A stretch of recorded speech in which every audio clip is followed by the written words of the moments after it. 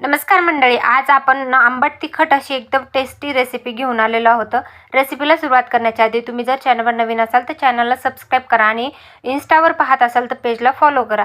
तर कढईमध्ये तेल, जिरे, मोहरी घातलं, ते छान तडतडले की त्याच्यामध्ये बारीक कट केलेला कांदा घातला, 4-5 कढीपत्त्याची पानं घातली आणि तेलामध्ये कांदा जो आहे ना ते एकदम कुरकुरीत होईपर्यंत फ्राय करून घ्यायचं, म्हणजे त्याचा पूर्ण कलर चेंज झाला पाहिजे आणि आपल्याला खायला टेस्ट एकदम उत्तम लागली पाहिजे. त्यानंतर कांदा छान परतला की त्याच्यामध्ये मसाले घालायचे, हळद, लाल तिखट, थोडासा गरम मसाला घालायचा, तेलामध्ये छान फ्राय करायचं. त्यानंतर बारीक कट केलेले, स्वच्छ धुवून बारीक कट करून घेतलेले 4 टोमॅटो घालायचे आणि अर्धी वाटी मटार घालायचं. माझ्याकडे मटर थोडा कमीच होता, फ्रेश मटर आहे, तुम्ही फ्रेश मटर घालू शकता, आता सध्या सीझन चालू आहे. त्यानंतर मटर घातल्यानंतर थोडंसं चवीपुरतं मीठ घालायचं, भरपूर सारी कोथिंबीर घालायची, आलटीपलटी करायचं. छान मिक्स करून झालं की कडक असन भाजी तेव्हाच आपल्याला ही भाजी बंद करायची. गरमागरम ज्वारीच्या बाजरीच्या भाकरीसोबत, भातासोबत एन्जॉय करायची.